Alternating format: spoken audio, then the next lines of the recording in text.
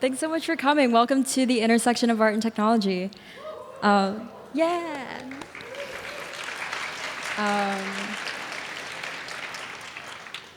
Huge shout out to the Internet Archive. This is such a beautiful building, and I'm so grateful that we're here talking about art and technology. I'm going to hand it over to Evan, who will tell us more about the Internet Archive.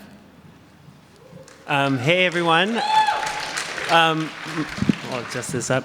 My name is Evan Serchuk. I'm the Community and Events Manager here. I'm so happy to have Ash for the 4th time, I think, for this event. Many of you may know the Internet Archive from our service called the Wayback Machine, where you can see old versions of websites that we've been archiving from kind of the mid to late 90s until now. One fact about the Wayback Machine that people often don't know is that it doesn't just like take a screenshot or save the HTML file. It actually emulates the entire process of the web page loading. That's the only way to accurately save that. So yeah, it's more like an emulation machine than it is just saving. But one other thing that people don't always know is that you can search plain text of all the books that we've scanned. So we scan about 2 shipping containers of books a week. So all of that content is available for search. So I'm just going to do a really quick demo here. If you go to the main Internet Archive page, and this is not the default behavior, so if I click this search bar here, I know we all just immediately go up there, but there is a second search bar.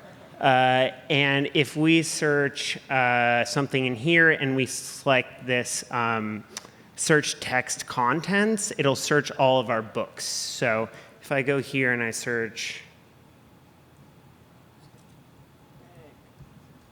web design, there we go. Did I spell that right? Okay, yeah.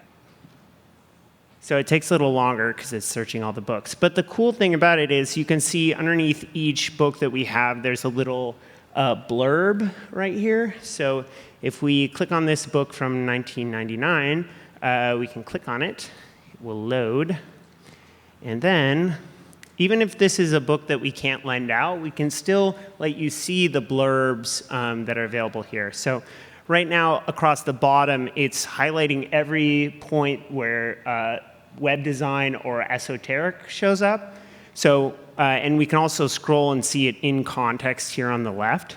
So one thing we can do is, now that we know this is already a book on web design, I can just go here and delete out web design and just search esoteric. And we can see there's far less results for that, but we can see them all. So if we go to, there we go, it will jump right to design in a nutshell here. So that allows you to find little bits of text in context. Instead of just searching for metadata, you can actually search within the books, which was sort of the dream of Google, the Google Books project, but kind of didn't quite fully connect. But here you can search all that. So if you're searching some topic and you want to see it in context, just remember, when you go to search here, go to search here, make sure this one is selected. That's totally key. So anyway, please use our services. Please keep coming to events. Archive.org/events has listings like these and lots of other free events. So thank you very much. The archive also does free tours on Fridays. So if you want to see more of like this nutty building, come Fridays at 1 p.m. Yeah, they're really fun. Okay, so for this event, basically we have a lineup of different artists and creative technologists who will talk about their practice. Everyone gets 5 minutes. No one's talking about a startup, only personal projects. So without further ado, let's begin. I'm gonna go first, so.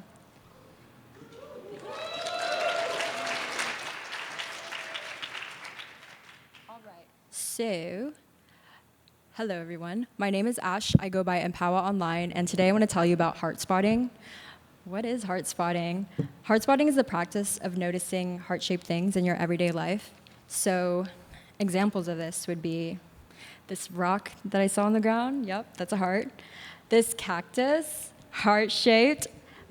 Mushroom chip, heart-shaped. This tree, That's pretty cool. This vine was in a heart. Yeah, this is another example of heart spotting. And these things mean different things to different people, but it's kind of a practice in synchronicities. For me, it's kind of a reminder that love is all around us. I started picking up this practice after my last heartbreak, and I remember through this practice and identifying the heart-shaped things around me, it felt like a confirmation from the universe that love is for me and that I'm surrounded by love. And so, yeah, let me show you what it is. The website is heartspott.ing, and what it is an archive. And my dream with this website is to have like heart spottings from around this world. I want to fill this map with people's heart spottings, just as a place on the internet that you can return to remember that love is all around you. But yeah, your hearts will show as red on the map, and yeah, I hope you start looking for the hearts and find that they are around you. That's all I have for today. My name is Spencer Chang, and I like to say I make communal computers. And what I mean by that is I care about the ways we can use technology and computers and the internet broadly to empower the ways we already play and create and care for each other. And today I want to share with you a project I made that I hope does that. But first, I want to tell you about my last phone. This was an iPhone 12 Pro in blue. And unfortunately, when I took it on a trip to Taiwan in 2023, I was riding the scooter and I forgot to strap it in. And I started going and it fell. And it got this really big crack in the back camera. And as someone who loves to take photos on my phone, I was very devastated. I was like, oh shit, I gotta replace this phone. And it seemed like it was okay. But after a few days, I started noticing this weird thing. I started seeing some weird refractions on the side of the camera, and every once in a while, I would notice these. And I started actually looking for them. I would just take my phone out and open the camera when there's a lot of light and start looking for these sort of rays of light. Sometimes they would appear as these little cracks or fissures.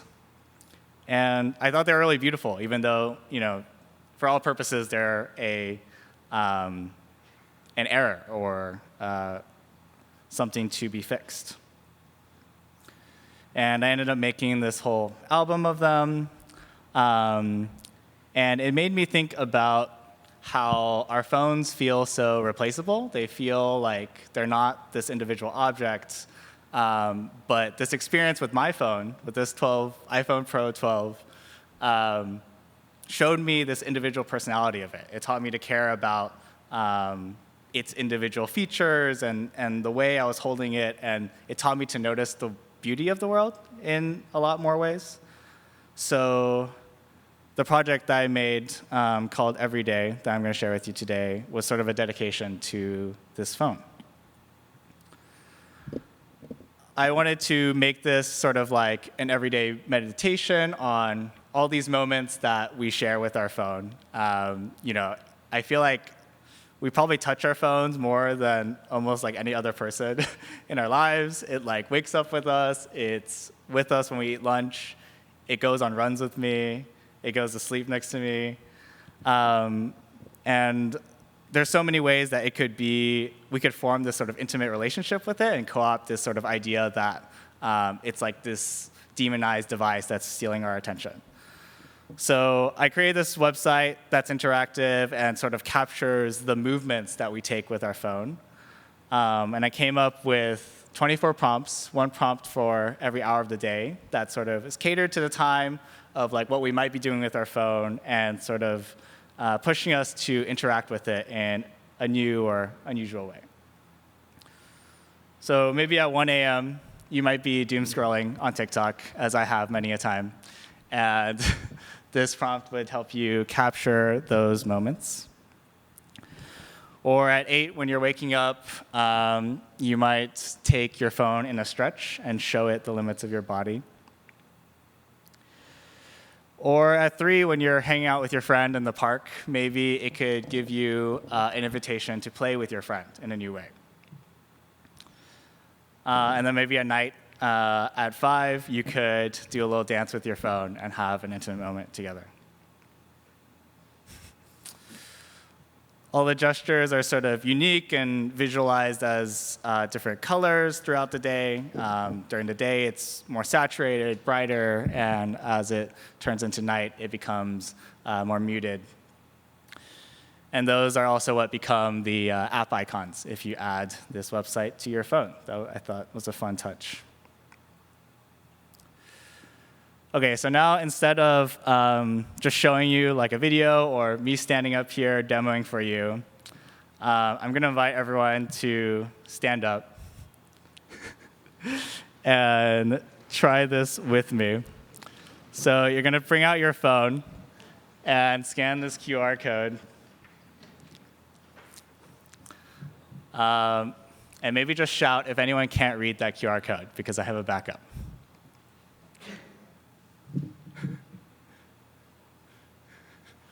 And try to give each other a little space, because it might get a little chaotic.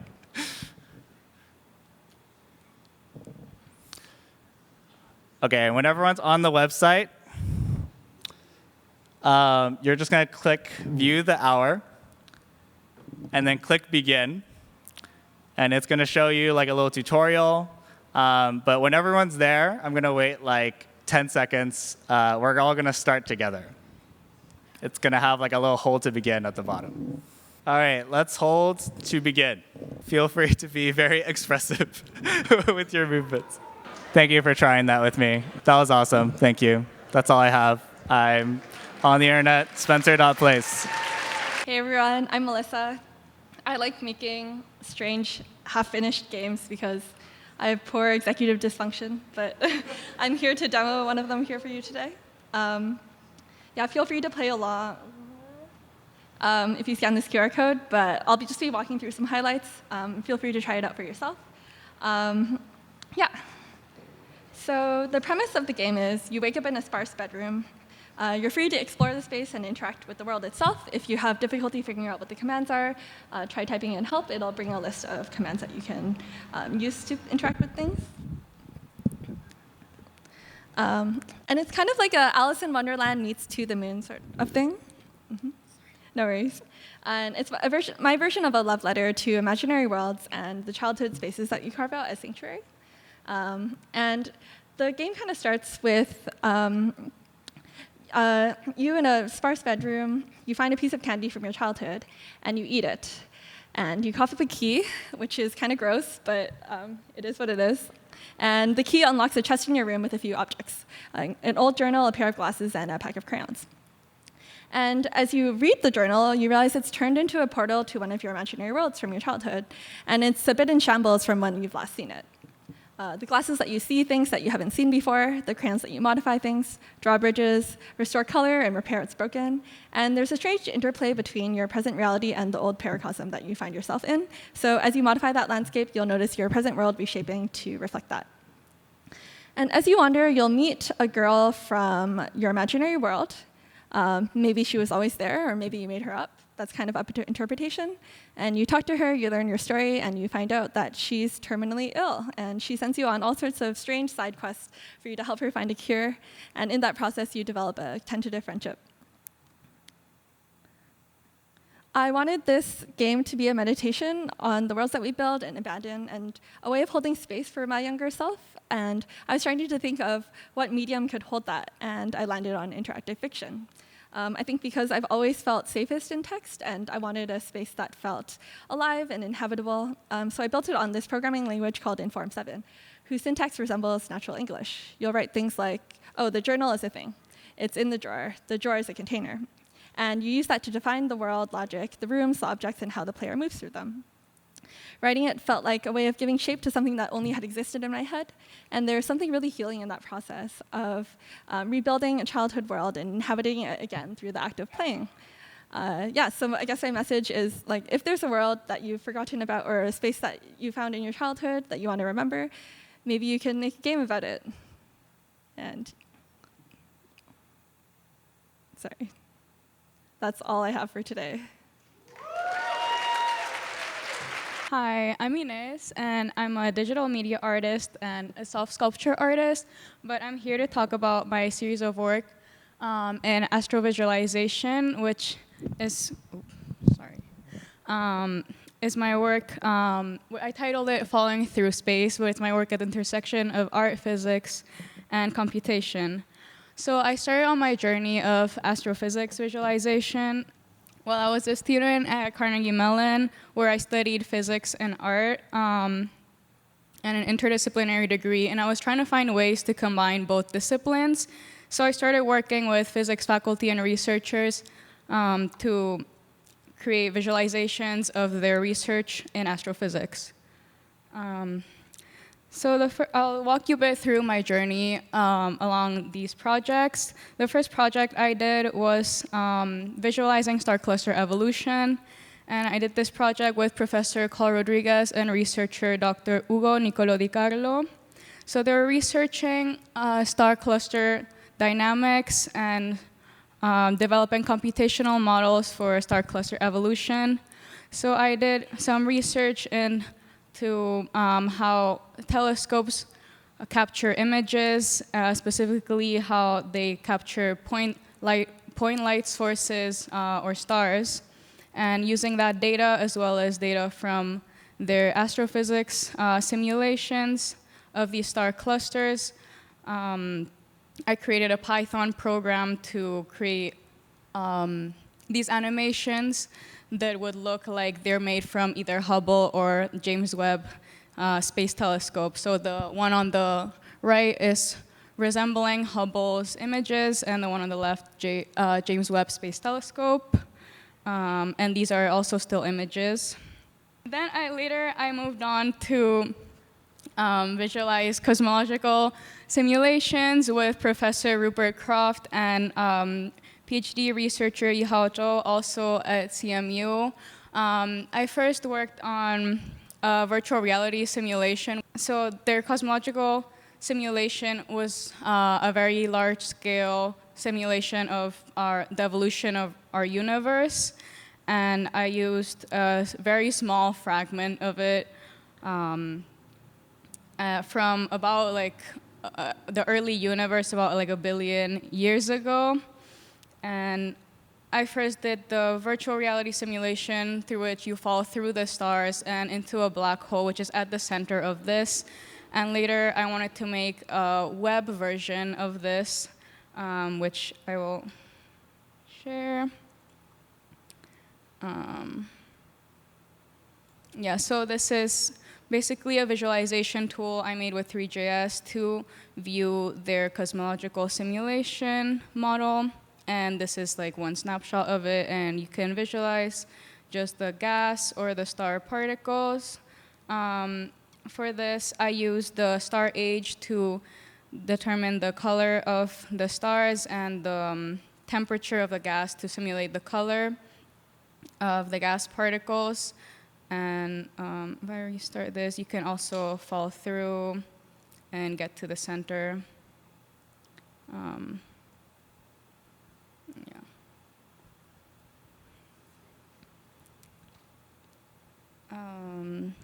That's basically all I had to share. So my name is Rtyler, and you might know me from AV Club SF or Decipher San Francisco, which is a newer thing, and Touch Designer SF, and Monument House as well. I like to make music with code. I DJ by executing code blocks in a text editor, and so the whole thing kind of feels like a coding interview gone wrong. And we have this international community of artists who perform at events called algoraves.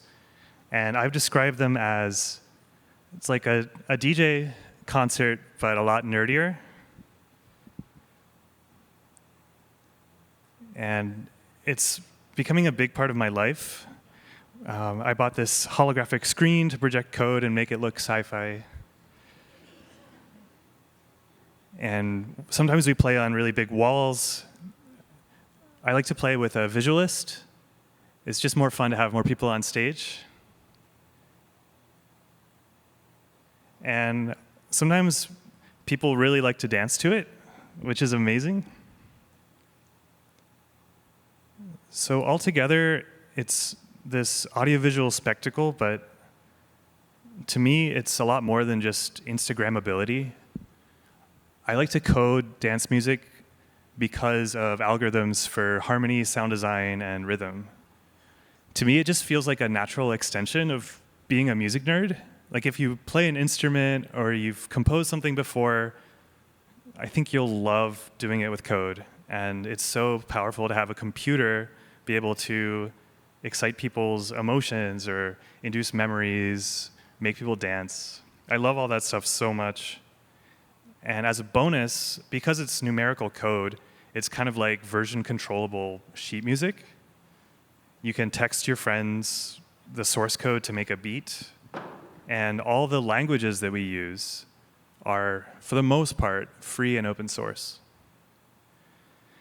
For the emotional side of things, I like to play around with harmonies, like jazz harmony, the circle of fifths, you might know, or if you're a DJ, the Camelot wheel.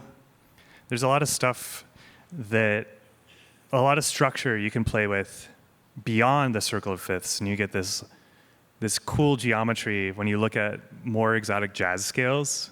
And so to make this, I repurposed some techniques from data science and network theory to visualize and figure out what the rules are for finding neighboring musical scales. And this lets you take people on a harmonic journey that has been really fun for me to write music around.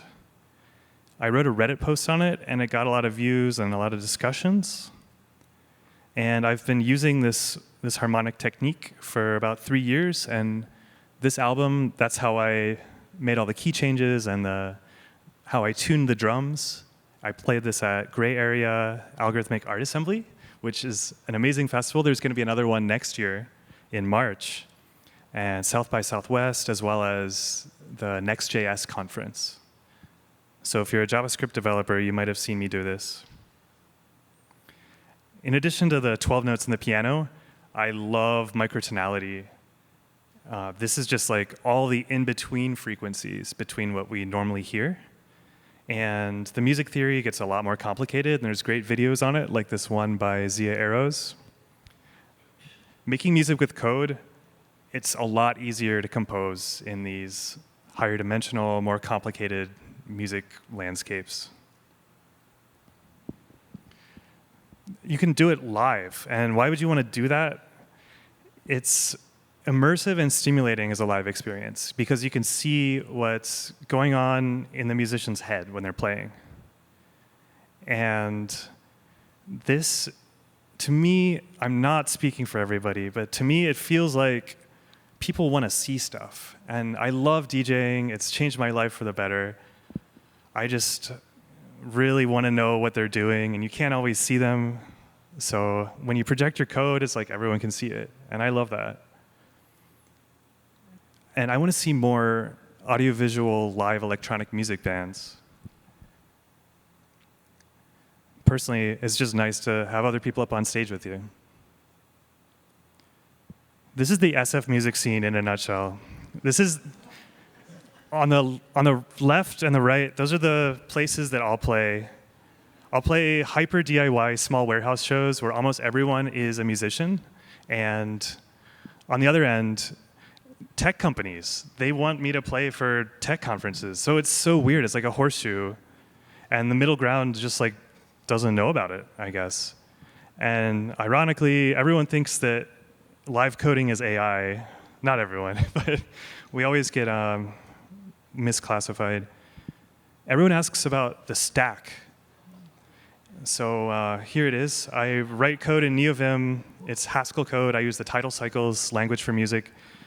That sends code to GHCI, which transmits OSC to SuperCollider that sends MIDI to control Ableton Live.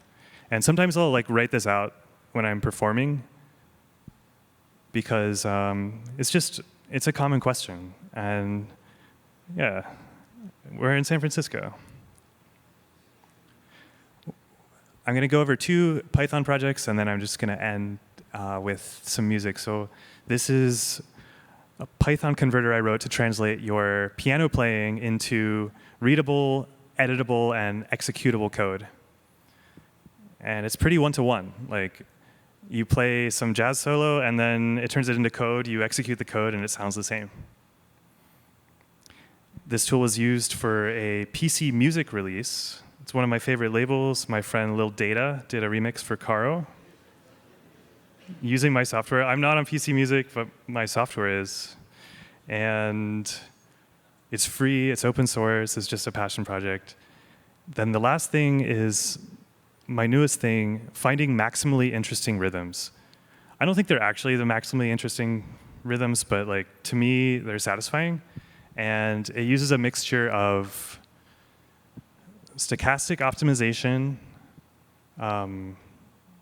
discrete math. It's inspired by this musicologist named Godfried Toussaint, who wrote The Geometry of Musical Rhythm. And it's also inspired by neurolinguistics because I'm shooting for statistics that sort of mimic the way we store 3 syllables in our brains at a time.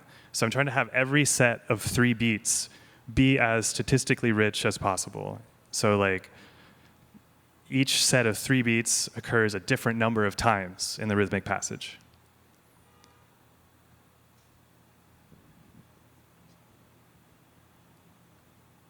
This is really sci-fi if we can hear it.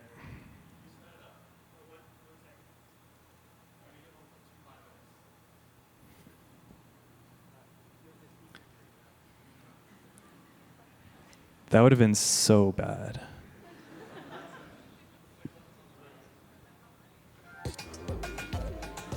Is that great? Oh my gosh.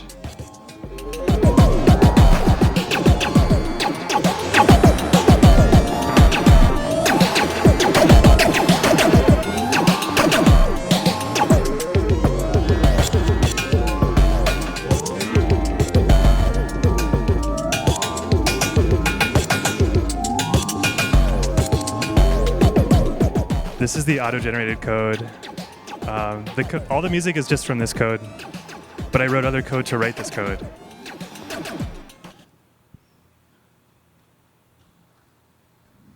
And then lastly, I have a lot of music, and if you want to come to Algoraves, come to live coding events, Touch Designer SF, or things in this area, give me a follow, shoot me a message, and check out my music.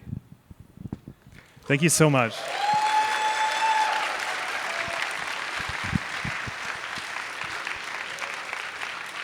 Hi, my name's Jonny, this is Ritwik, and we are actual neighbors.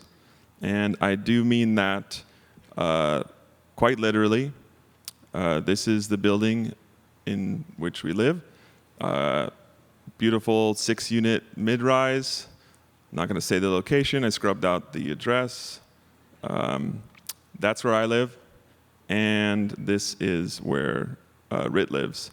And so we use this idea to form the basis of a graphic system.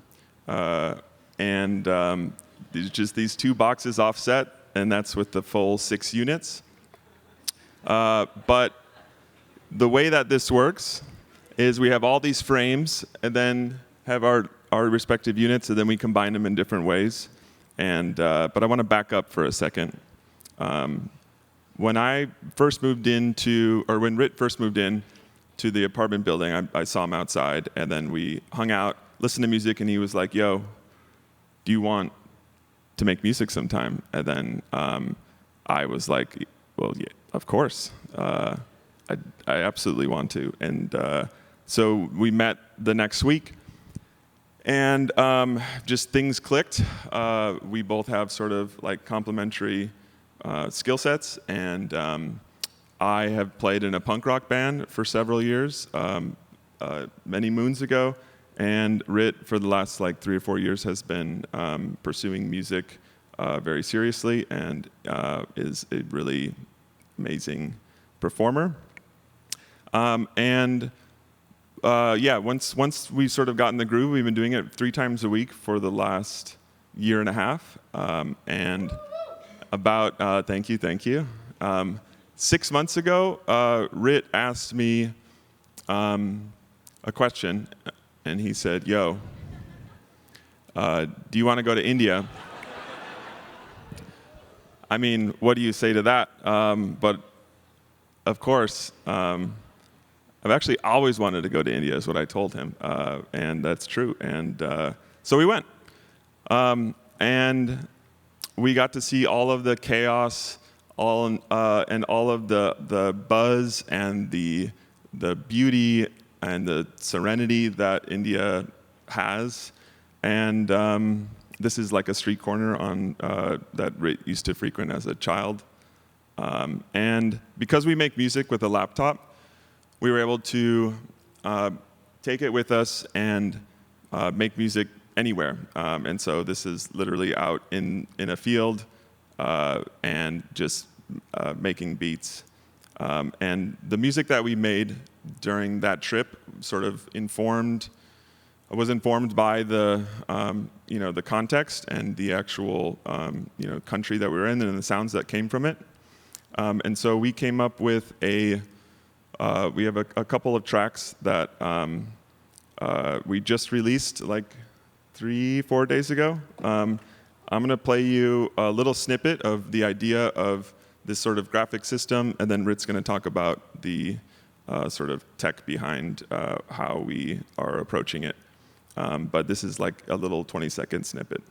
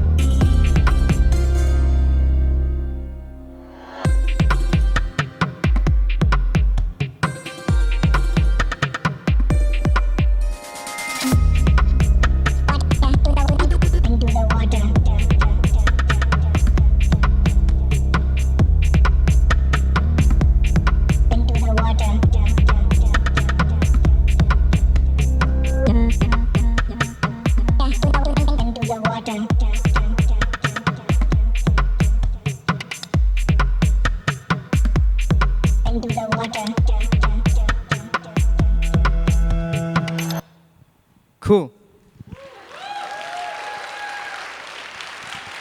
So really the basis of this collaboration was like, how do two souls exchange energy and find middle ground and let go of their preconceived notions for like what a collaboration should be and let something new emerge. So Jonny comes from a graphic design background and I come from a tech background, so we decided to like converge those two skills together. So what I did was I built a touch designer network using Jonny's graphics. And this was like, we used essentially like different faces where we took all the footage that we'd recorded in India and we placed them in three-dimensional space. And this is sort of what the network looks like on a high level. It begins with this box geometry. So we created this box that essentially holds the graphic system together. And the box basically represents the building that we live in. And we created this camera movement rig that uses this preset geometry that the camera can basically like track to. And then for each drop in the song, we essentially like brought in data from Ableton, where we made the music, and we use it to drive the camera in like all these different ways. And then finally, there's the rendering setup where it all comes together, and that's where we do some post-processing, and the final video gets like rendered on the screen, and heads nod, and people dance, and all sorts of cool things happen. So we are actual neighbors. We just put this song out. Check us out on Spotify. And Jonny, you have any famous last words? Nope, you got it. Thank you. Hi, everyone. I'm Kelin, and I'm here today to talk about Poetry Camera, which is a camera that writes poems of what it sees. And I'm actually going to take a little poem while we're waiting for the screen to get all set up. Okay. All right, so let's let that cook for a bit, and then I'll type in my password. Still loading, but in the meantime, let me read this poem that just came out. All right. Light pours through night's teeth, cascading columns, drip, drop. Liquid starlight spills through dark cathedral ribs. Glowing streams pulse, fall. Neon rain descends now between shadowed pillars, bright veins flow. So that was a free verse poem from Poetry Camera. And you can also there's a knob on here with some other settings to let you print out haikus and sonnets. You can also customize it. So I've been really enjoying making absurdist postmodern CVS receipts. So we're going to do one of those. Oh, and by the way, you can turn on the screen again. It's ready now. All right, there we go. There are my slides. Okay. And 1 second. Let's take a look at the CVS receipt that came out real quick. It says, curved ceiling with faint glow, $156.78. Architectural intent, $452. That feeling when you're being watched, $876. The weight of darkness is 1 cent. Tax is not included. The total is $1,617. I left out some of the other things on the receipt. So anyway, thank you. So Poetry Camera is a project of mine, and along with some friends, that has been running for about 2.5 years now. And this is the latest incarnation of it. But today I wanted to kind of just show you a couple of checkpoints in the history of the project and show the evolution of the project over time and all the challenges that we came across in the process of learning how to build hardware. This is my first hardware project. My background is in digital product design. I work on this project with friends. That's Ryan, that's Evan. Ryan does the industrial design. Evan does firmware, electrical engineering. I do software and some of the initial hardware prototyping on this project. The origins of the project started with a sketch by Ryan in 2019, I believe, or 2020, when the state of the art of AI back then was that AI could recognize things. So he was thinking, oh, what if you could have a Polaroid that would tell you what it recognized? So here, for example, is a Polaroid that's taken a picture of a mushroom, and the camera can tell you with 99.99% certainty that it's a mushroom. It's really groundbreaking stuff. Fast forward to 2023, I just started a sabbatical, and I was talking to Ryan about this and got really excited by the opportunity to reinvent cameras. So pulled together a software prototype, never having really written like a working web app before, talking to ChatGPT, learning about how to put one together, duct taping together image recognition models and language models to get a very bad prototype of a very bad software prototype that thought that this picture of the dog was at the National Mall, and it would write a poem about that. But it was still so exciting to be able to get anything to work. So I found a tutorial online that showed me how to put my web app code into a Raspberry Pi, hook it up to a thermal printer and a camera, and here we had the first Poetry Camera in this cardboard box. And all of this took me about a couple weekends, and I thought that was it. I thought I was done. Fast forward a year later, Ryan comes back with this beautifully designed enclosure. He was like, oh yeah, I've been working on this for the whole year as a side project while he had his job and everything else.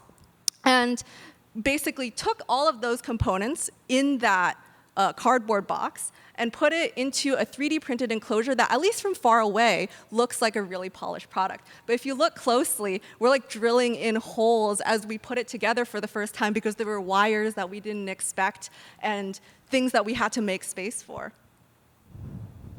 But once we put together this enclosure, we went to Washington Square Park. I'm based in New York, by the way, I'm visiting. So we went to Washington Square Park, filmed some TikToks around, and that's when the project started getting really interesting and going to unexpected places. People kept asking us if they could buy the camera. Well, you saw before, we had all these holes drilled in the camera. It wasn't ready for anyone to pick up and buy. If you've ever worked with Raspberry Pi, it's very flaky, right? It's not ready for a consumer. But we were having so much fun just learning all of these new things that we asked ourselves, what if we did? Like, what if we did make the camera as good as it can get? What if we did work with pros at electrical engineering and firmware engineering and completely remade the camera so it was a legit consumer product? So that's what we've been doing for the past, I don't know, for the second year of this project, is leveling that up. So we started working with Evan Khan, Moyuk Chatterjee on firmware and electrical engineering. You can see them at work here. And completely remade the camera, even though it looks similar from the outside. It's completely new internals and architecture, the same functionality. And of course, once we got this design to a nice place and we started putting it together for the first time, again, everything's broken and everything is never works as you intended. Here we have some footage from the first time we tried to put together a camera. It took us 16 hours to put together a camera of this new design. You see we're wearing masks because Ryan is sick and he was pulling in a lot of late nights and his hair is all messy. The camera just kept breaking in all these different ways and we had to redesign parts on the fly. And that pretty much happens every time we put together a camera. You can see all of the different new failure modes that come up, like parts are falling off. For some reason, the lights are flashing red. But we just keep pushing through. And with each successive camera, we learn more about how to make it more reliable, more performant. Recently, we graduated to a whole batch of 5 cameras that we made for a workshop series at the Smithsonian American Art Museum, where visitors use poetry cameras to see art in the exhibit in a new light. And that's been one of my favorite projects through Poetry Camera so far. And so this project, as I mentioned before, has been running for 2.5 years. We're continuing to learn more as we robustify and scale the camera. But we've got a very exciting week this week where we're starting to take on more pre-orders for more prototypes of the camera. Here are just some snippets of the past 2.5 years. You can learn more about the project by going to poetry.camera or our Instagram, also poetry.camera. All right, thank you very much. Okay. All right. Hi, my name is Andy. Okay, great. Hi, my name is Andy. I work on some power stuff, and I'm here to tell you about some cool things you can... Sorry, I'll start over. Hi, my name is Andy Kong. I'm going to tell you some stuff about energy I've learned and how the government is suppressing this source of infinite free energy. And I'll be telling you how to make cool electronics using this form of energy. So this all started a long time ago, but I'm going to pretend it started when I saw this cool earring project. This is by Mitzela. It is this industrial bar earring, and it glows. That's all it does. But it's really cool because it looks tiny. So you're really curious about how this thing is glowing, like how does it do that? And it's because it has like this tiny battery in the ends, and the ends are kind of hidden by the hair, so you can't really tell. But it's doing this thing that on first glance is kind of magical. You're like, this thing's glowing. Like, what's up with that? So this is really cool, and I really like when electronics kind of disappear. Gadgets are nice if you're a nerd, but I'm not a nerd. So it'd be really cool if the gadget was like magic, It's not magic if you can see the antenna. So, but in this case, like all the cool like jewelry stuff is either really big because it's got to fit a battery, or you got to change the battery, or you got to charge it, and it's just like not super useful enough, right? So I think how can we get around this, right? So this is what this is what I constructed as like the way I got started into energy harvesting. So the first thing is like you can send the earring power from somewhere else. So there are these people that instrument their room so it charges their phone when you're just sitting in your living room. That's kind of cool, but like you want to leave your room at some time, so there's some other ways to do it, right? So one way I was thinking about is if you have an inductive charging thing, and you just wear it around your wrist, you can light up wireless LEDs on your hand. And yeah, this burns like 10 watts or whatever, but like, it's not hot. Like, actually, it's not hot. It's just warm. It's just warm. And, you can get like an hour out, and you can like really show off at the party. You have like this tiny ring with these LEDs in it. And I haven't seen anyone do this So if you know of someone doing it, you should tell me, and if you don't, then you should do it. Yeah, this is really cool. So inductive from the wrist, and then you can transmit at short distances. I also worked on some stuff as part of like research, like real work and stuff. So this is a project I worked on called Power Over Skin. This is for longer distances. So the idea is if you have a transmitter that you wear somewhere, like your phone, or in your shoe, or on your back, or on your head or something, like they ran out of limbs. Yeah, so then you can transmit power from that transmitter through your skin by just blasting radio into yourself. So that's what the little circles are for. Oh, it's totally safe, by the way, also. I checked after, but there were other papers on it, so I kind of knew that it wasn't going to kill me or anything. But yeah, this is another way you can power stuff. So here, for instance, here's an earring that's powered. It just blinks every couple of seconds, and this is powered from like a headband. On the left over there, the ugly thing is a Bluetooth joystick, and it's powered from the wrist. So you can do Bluetooth, you can blink lights, all sorts of things. You can make it beep. We didn't do that because I thought it'd be kind of annoying. And you can also light up stuff. So this is just like another thing you can light up. And these things can be small because they don't have a battery, and you can just charge the thing that you already charge every day, like your phone, and just carry it around. I think it's great. So these are the two ways for transmitting power over, long distances. But the alternative is that your device powers itself. It finds its own power somewhere. So one way I've seen for doing this, there's a lot of ways for doing this. I didn't come up with any of this stuff. But one of the ways I think is promising is like piezoelectric. So there's this stuff where you can you flex it and it magically produces voltage. So the harvesters for this are not super difficult to use. They just have a couple of chips in them. And normally people put it in shoes, but I've never seen anyone put it in teeth, which I think would be kind of dope. Like if you have the the Bluetooth spy device in your tooth and it just charges when you chew, I think that'd be really cool. And small plug, I'm working on something currently. So when you finish a project and it's done, so you're here's what the project is. I'm not done, so the project has kind of exploded.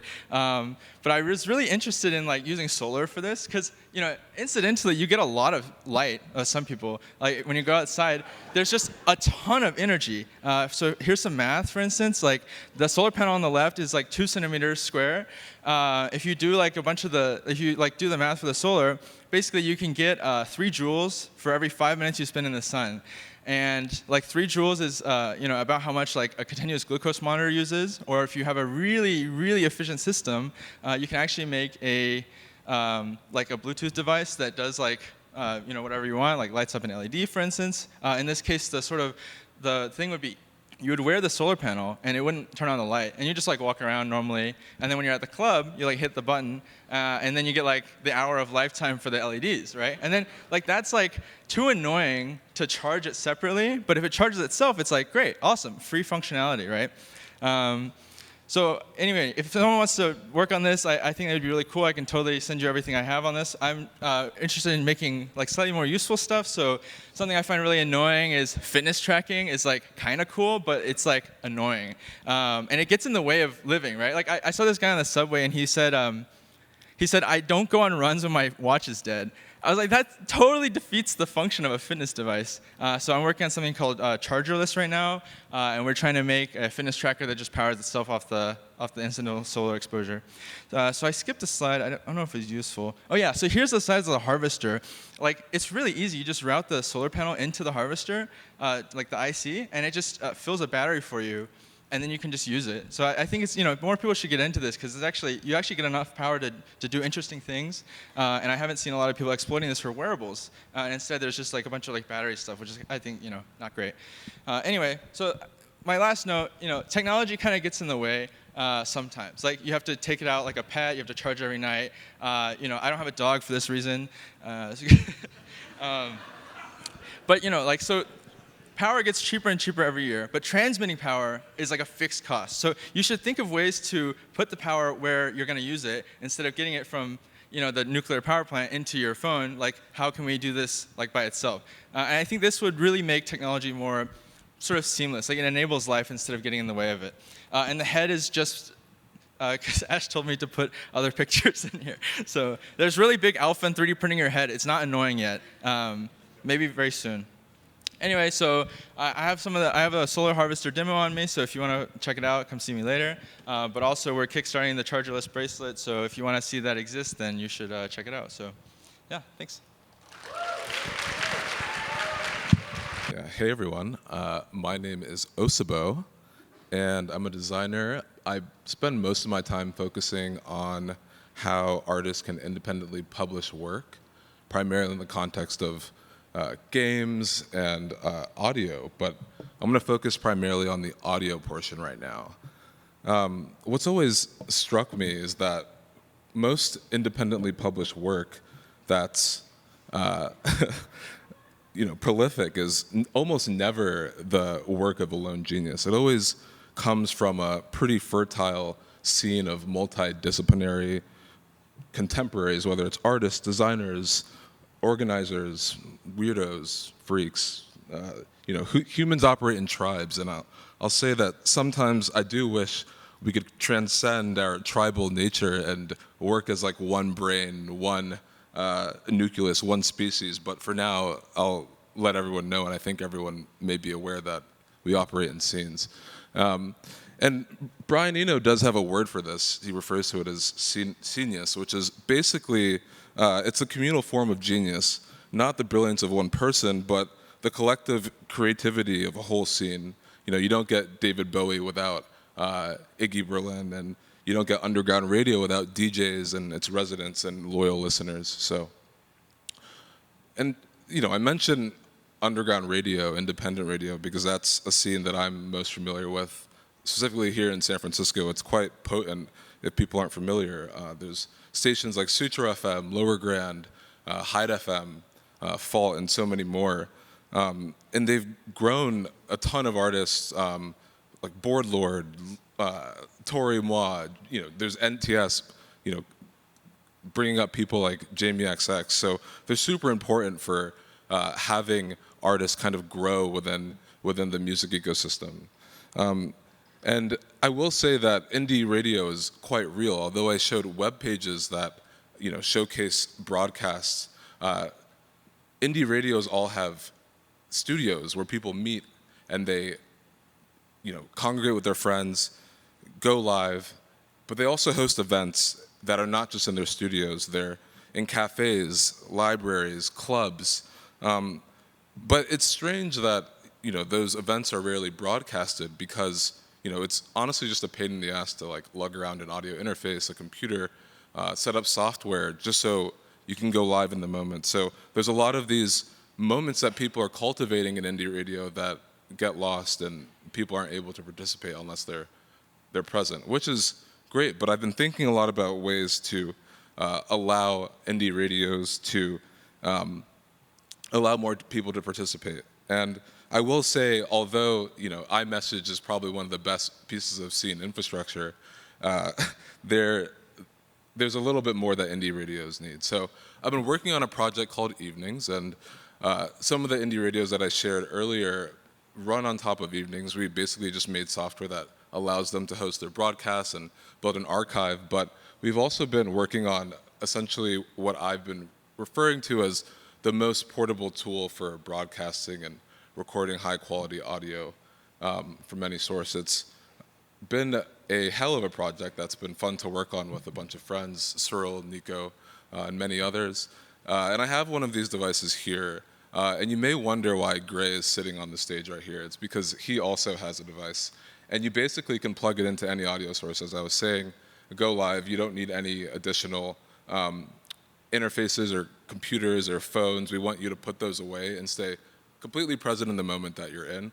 So with that, I'll pass it to Gray, who is currently playing a ambient kind of riff off of one of the Teenage Engineering devices. So I'm going to play that here because he's live.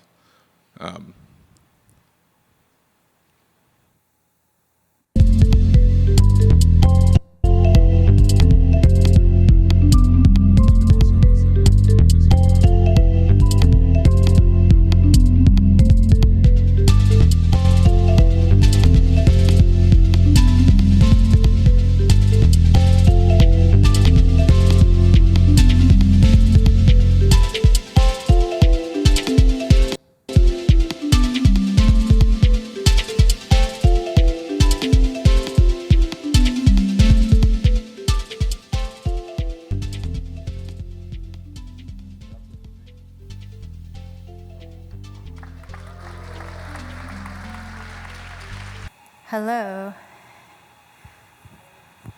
Hi, my name is Briana Marela. I don't have a fancy PowerPoint or slide for you. I'm a musician based in Oakland, and I'm just going to play a little bit for you first, and then I'll talk about what I'm doing.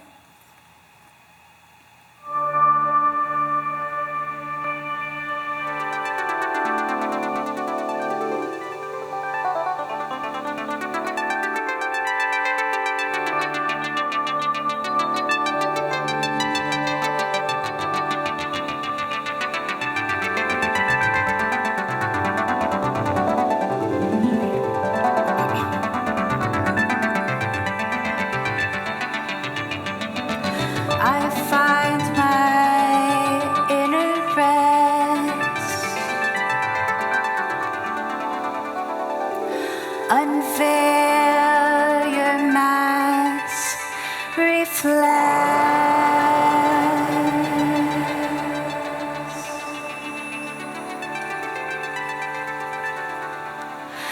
Who will love you when you are a failure?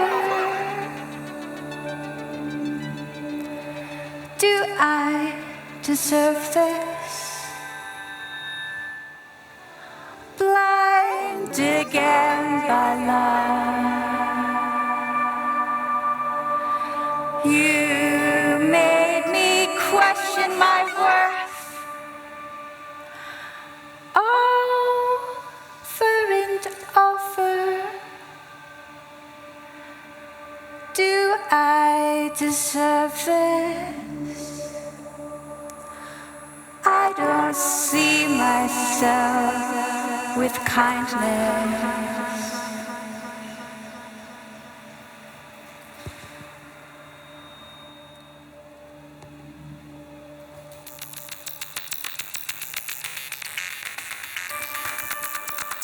When I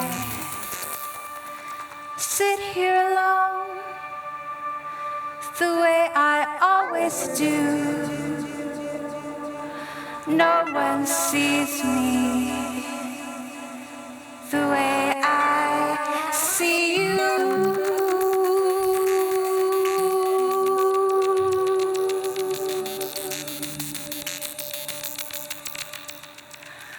Of whom I must accept. And that's a quick demo.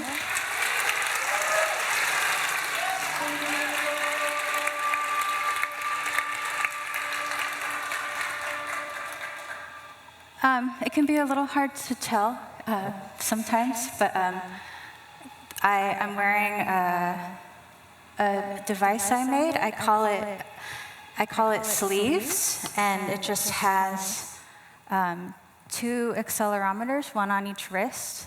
I couldn't find anything like this that already existed, so I had to figure out how to make something to use for live performance. I wanted to be able to wear a wireless mic. I wanted to be able to move and have points of reference in space for my wrists.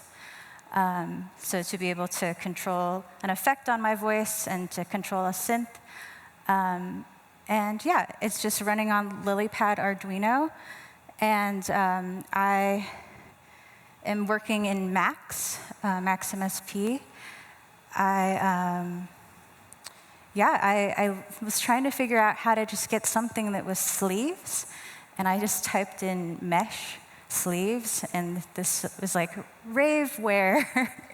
So I bought this, and I put in these grommets and wired it all up, and yeah, it just is a nice little controller, and that was just one example of using it.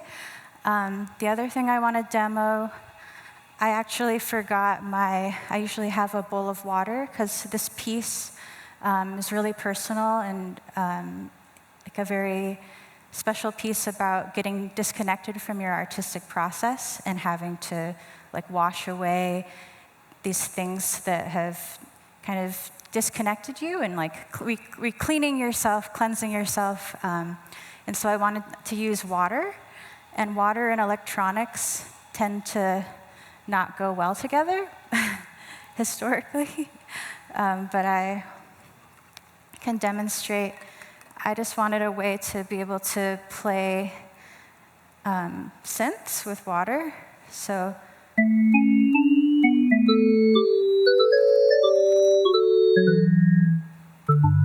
you can even like turn on a sequencer, and then I'm gonna make a little mess, but usually I'm like washing my hands and then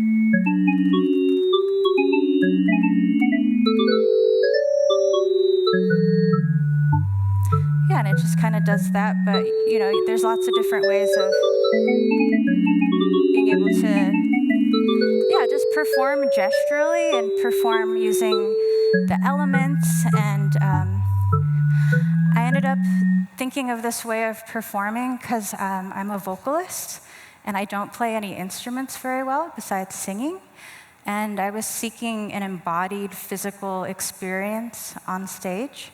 And I thought, how as a vocalist that makes music in her computer, how can I try to make that physical? How can people see and feel what I'm doing? And so I have a bunch of other music and a bunch of other pieces. This is just one piece to show because I only have 5 minutes. And yeah, just one peek into my world. I'm very inspired by magical realism.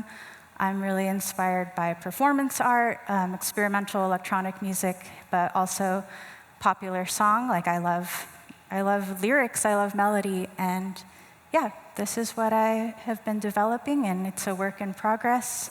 I have a new album coming out in June, and we'll be performing pieces like this around the US for 2 months.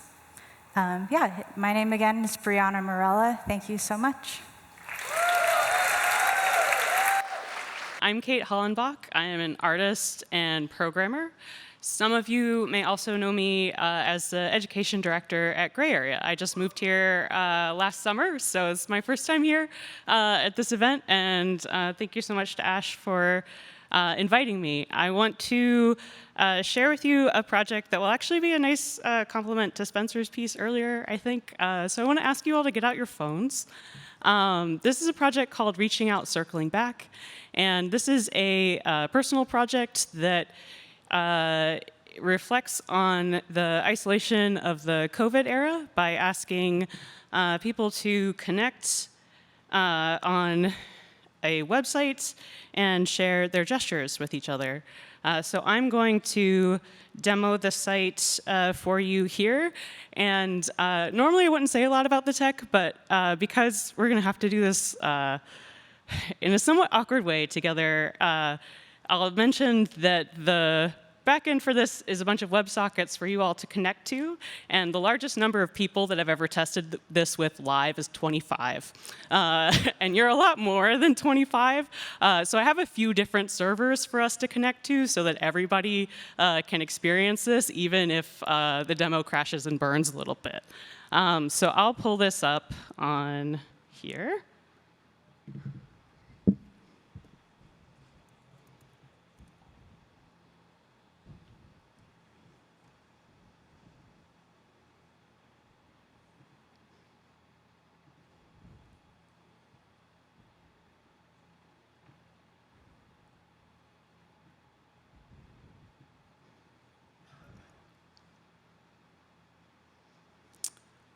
Reaching out, circling back.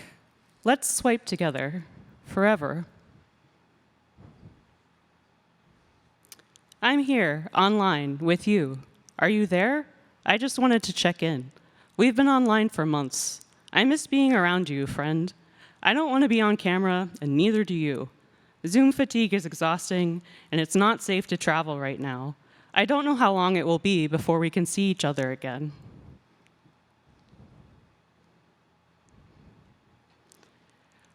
But I still want to know you're around. I want you to know that I'm thinking about you, even if I don't have the words or the capacity to express it. Would it feel better to doom scroll if we did it together, wordlessly? Could we play a game? Scratch that itch for more content together?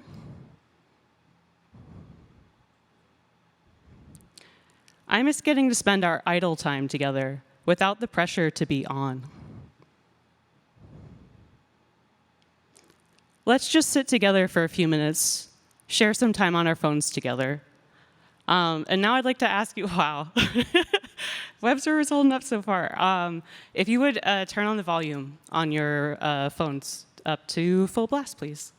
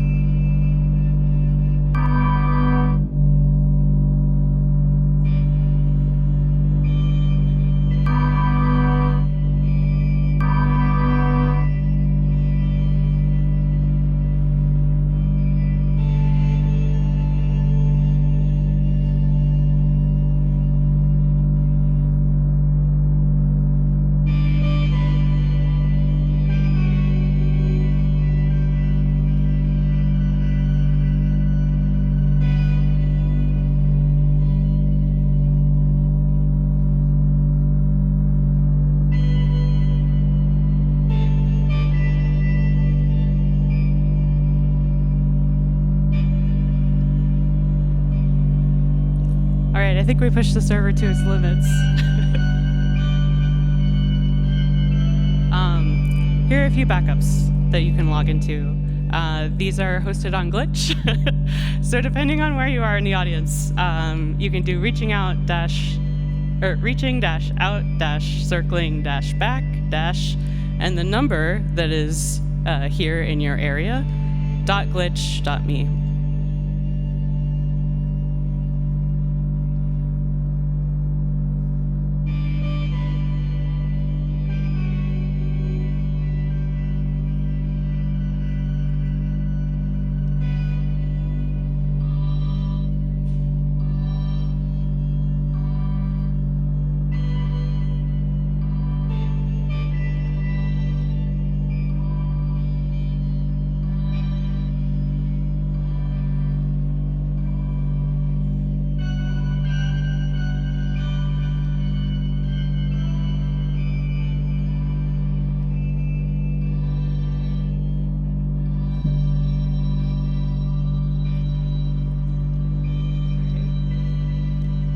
Thank you for swiping with me.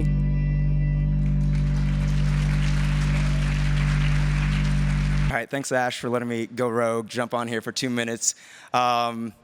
I'm Darren. I'm normally working on a synthetic biology startup, but I have this side quest right now to do this kind of weird speculative documentary about genetically engineered humans featuring this scientist named He Jiankui. He got imprisoned a few years ago because he started doing CRISPR on human embryos, and then he got freed about, I don't know, a couple years ago, and he's been tweeting a storm. People have been, vibing with his tweets. And so first I was like, oh, let me take his tweets and train a little Flux lore. So this is just, synthetic He Jiankui come out of Flux raw, which then he can start doing funny things. He's got a little dinosaur type thing here. He's got, Trumpian characteristics here. He's got, I also trained a Brian Johnson lore for another project. And so he's actually injecting Brian Johnson here. There's a whole clone army of him here and another one here. But really, the project became more real a few weeks ago, and my friend was like, "Oh, Darren, if you want to come swing by Beijing, I might marry this guy." And so I just got back from China earlier this week, and this is super compressed for some reason. I didn't bring my laptop to this, so pretend like this is actually good footage. But I got a chance to hang out with him for a few days, and this is not meant to be actual footage for the documentary. It's more just like gathering some, it's like, just getting to know him. And we went to this amazing, actually, Annika Yi show in Beijing, and she does a lot of cool bio art, which is kind of science fiction and kind of aesthetic. And so the plan is to go back in a few months. He's about to launch a new company. His lab is growing, and actually shoot him with a proper crew and really think about this as like this geopolitical Gattaca moment. And so I think the documentary is going to have a mix of actual footage of He Jiankui kind of playing himself as a character, but also some of these weird kind of Laura's deep fakes where it's not quite clear whether He Jiankui is always being a reliable narrator, whether I'm being kind of a reliable narrator as a filmmaker. So anyways, it was a blast. I have some footage of him singing Country Roads at karaoke with us. So anyways, that was my quick blast. So thanks for watching. That was awesome. That's the lineup we have today, folks. Thank you so much. Let's give it up again for the artists. Okay. So I started Tiat because I wanted to meet more creative technologists in San Francisco, and now we've done 11 of these, which is so insane. They've grown so much since where we started. You might have noticed for the first time we asked for donations for this event, and your donations are so appreciated since we're starting to establish Tiat as an official nonprofit 501c entity. Our mission with Tiat is to grow the creative technology ecosystem here. Through the love of this event that I've seen online and IRL, it's clear to me that we want and need more creative technology support, especially in the Bay. And so, thank you so much for supporting us here. Your support is going towards upcoming programming, workshops, and fellowships for the creative technologists here. And so as a small token of my appreciation, I made us some merch. And for context, actually, let me mention, if you manage a fund or if you work for a company that could be synergistic with what we do, please email me. I'm Empowa on X, and I'm empowa@gmail.com. Okay, anyways, for the merch, for context, I usually end these salons with this meme of what if we kissed at the intersection of art and technology. And so I made us Tiat lip balms for your consensual kissing at this intersection of art and technology. Thank you so much. Please get one on your way out. If you'd like to come to more of these Tiat events, you'll hear about them on our IG. We're tiat.place. Thank you so much for coming again. Please take care, and have fun.